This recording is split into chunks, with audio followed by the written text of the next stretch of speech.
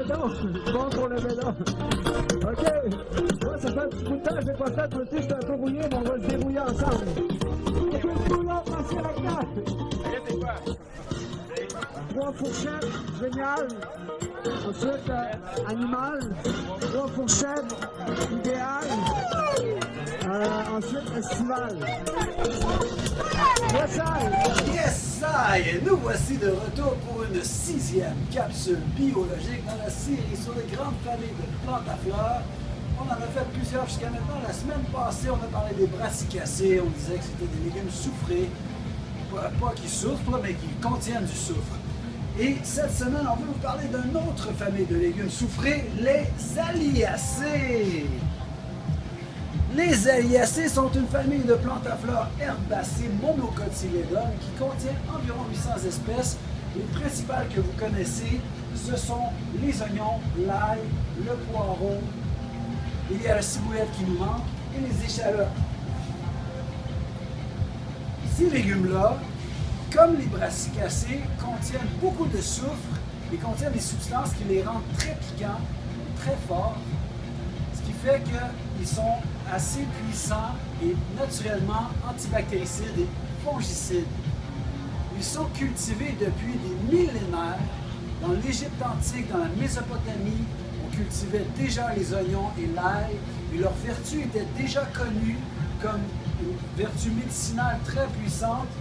Sur Internet, vous pouvez voir la fiche technique de l'ail et on peut très bien y lire que c'est antibiotique, antioxydant, antiviral, antibactérien, antifongique, antiseptique, anti-infectieux, hypercholestérolémiant, fluidifiant sanguin, hypotenseur, épurateur de sang, insecticide et vermifuge. Toutes ces choses-là en même temps, les vertus de l'ail sont vraiment multiples. On peut consommer presque toutes les parties de la plante. La graine, ici on a de la graine d'oignon et d'ail qui peut être utilisée comme une épice broyée dans le mortier ou vous pouvez la germer. Ça donne ça ici de l'ail germé. C'est très très bon dans un burger, c'est vraiment bon, c'est assez fort. Les Alliacées sont des plantes qui sont soit vivaces ou au moins bisannuelles ou trisannuelles.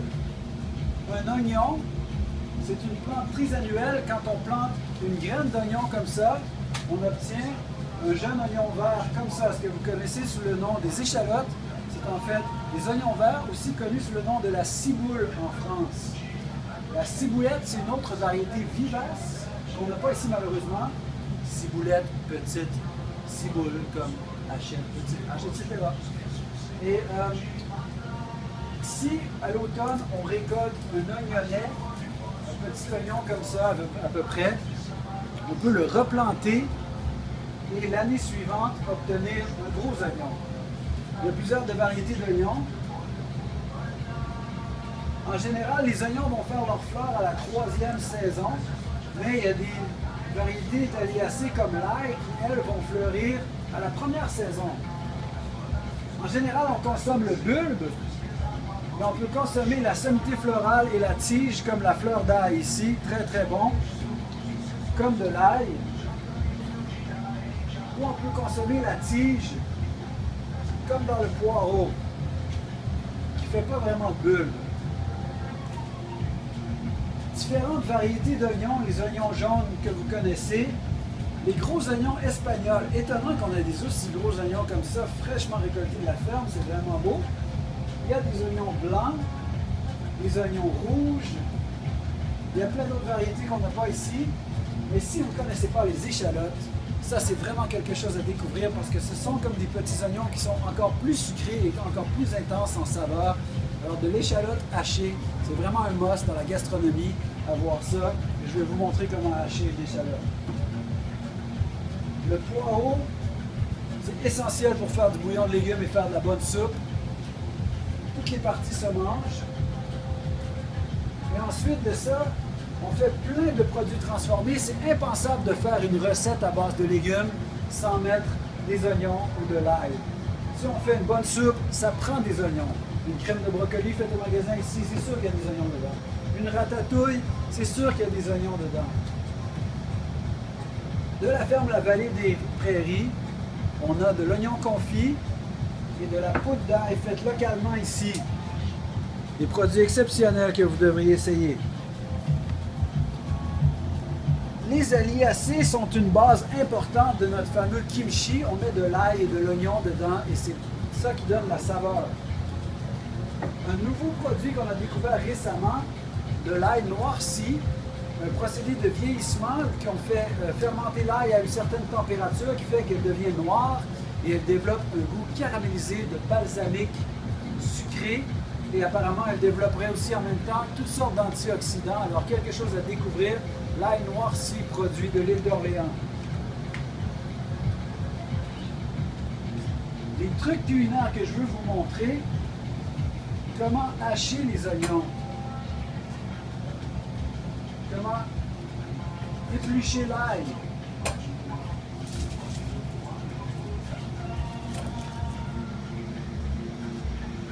Comment nettoyer le poireau. Alors comme d'habitude, il faut affûter son couteau.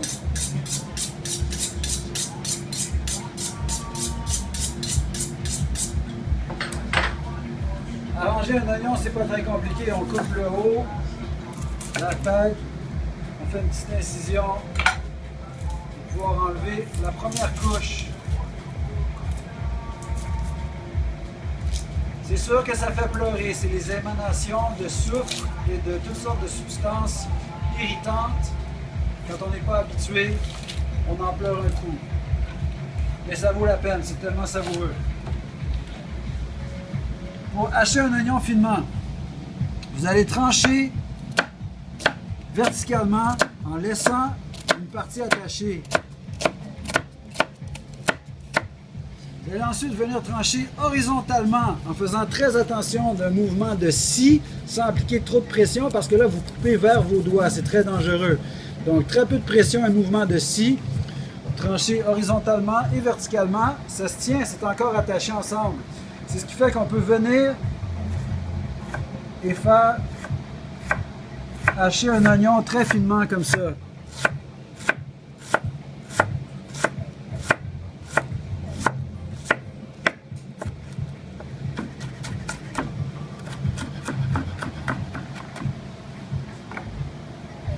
Sinon, vous voulez le faire pour mettre dans des brochettes, prenez le demi-oignon, coupez en quartiers. Et ça se détache comme ça. Vous avez des morceaux pour mettre dans un ragoût ou pour mettre sur des brochettes.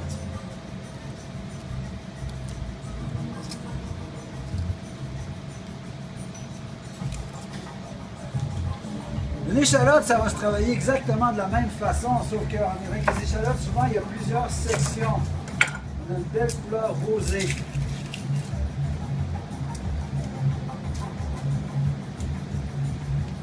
Les différentes sections doivent être coupées exactement de la même façon que les oignons. Il faut toujours avoir ça, des échalotes hachées. Quand on fait de la gastronomie, on en met sur nos carpaccio, dans nos salades, dans nos vinaigrettes. À la base d'une sauce, on fait revenir des échalotes, on met des herbes fraîches.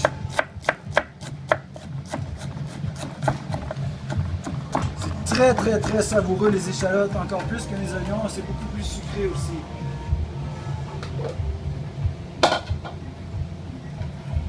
Alors on a de quoi partir une bonne recette avec nos échalotes. Je vais en mettre sur des brochettes, même setup.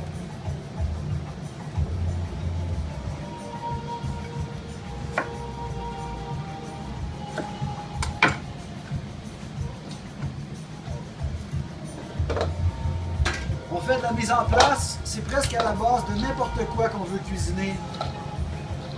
Préparer des oignons. Vous faites quelque chose de salé, vous allez mettre des oignons. Maintenant, je vais vous montrer comment arranger l'ail. On veut couper la base. Des gousses comme ça. On va couper le haut aussi.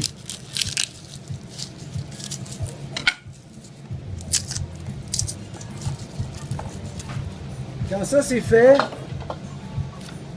il y a deux façons. La façon la plus simple, c'est juste d'écraser Prendre la gousse, donner un petit coup avec le couteau, la pelure s'enlève toute seule.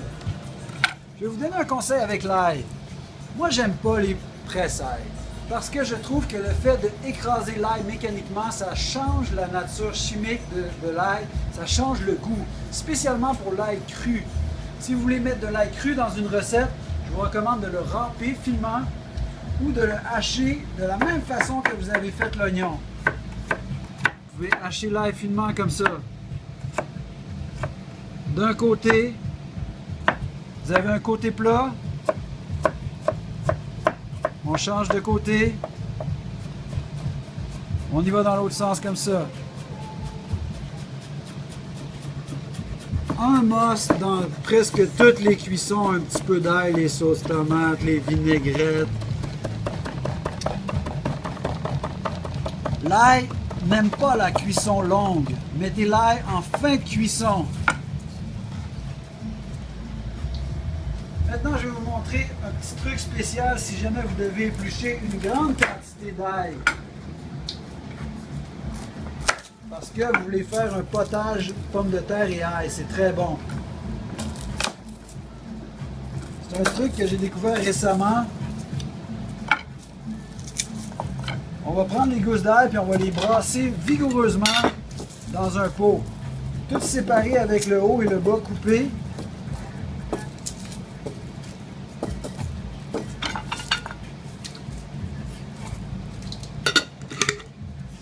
Cette action-là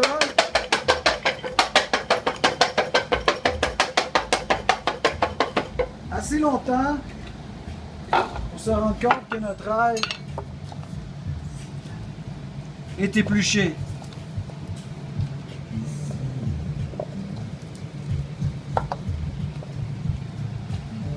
Par contre, si vous voulez faire de l'ail rôti au four ou sur le barbecue, épluchez-le pas, faites-le cuire avec la pleure. Mettez de l'huile, c'est vraiment bon l'ail rôti. Il faut mettre dans les recettes.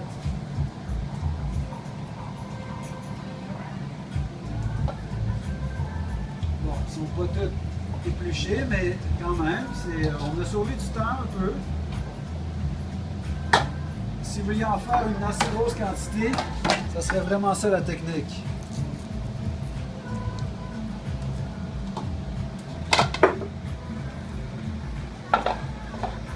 Mise en place d'échalotes, d'oignons, d'ail. Et maintenant, on va parler du poireau. Règle numéro 1 avec le poireau, c'est toujours sablonneux à l'intérieur. C'est très très important de le couper à la base et en deux au centre comme ça sur la longueur. Et comme vous pouvez voir, c'est très sablonneux, alors il faut séparer les couches comme ça, puis bien rincer. C'est correct de garder un petit peu de verre dans la recette, mais à partir de cette hauteur-là, c'est assez coriace. Gardez cette partie-là pour faire un bouillon de légumes. C'est cette partie-là qu'on mange. Le blanc de poireau, ça s'incorpore dans plein de recettes.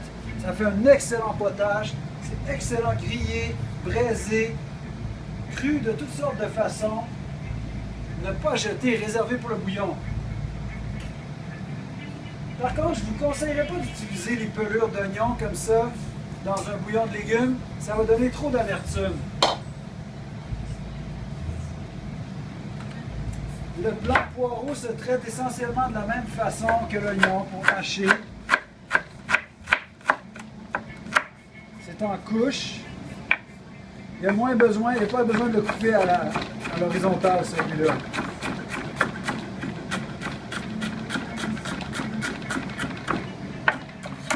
Toute cette saveur-là que vous pouvez mettre dans la cuisine avec les aliacés, c'est exceptionnel.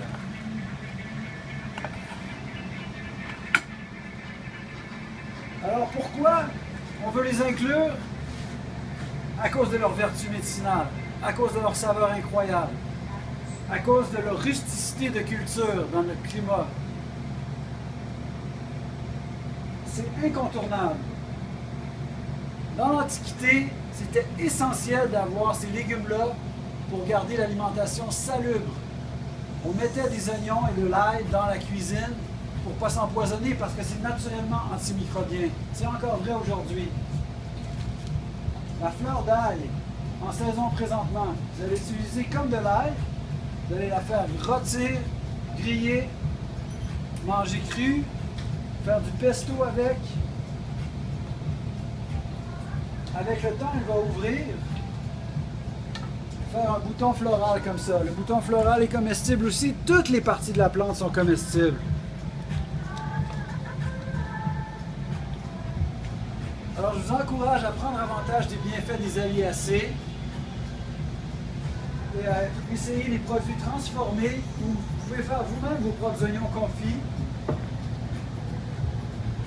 C'est la base de la cuisine. Des échalotes, des oignons. On commence par ça. Ensuite, on peut faire bien des choses. Merci beaucoup de votre attention et à très bientôt. Venez donc en apprendre sur la conservation des aliments avec moi dans la nouvelle cuisine de Croque-Pitune, un petit peu plus au nord maintenant. Attention, vous allez la connaître bientôt, ça va passer sur toutes les chaînes radio là. On va faire un boucan. De manger local, ça peut être aussi plaisant, ça peut être aussi fun. Ça dépend de la position de l'observateur, mais nous on va prendre un peu de recul pour voir qu'on n'est pas tout seul sur cette belle planète. On va apporter des solutions concrètes tout ensemble. Yes, sir.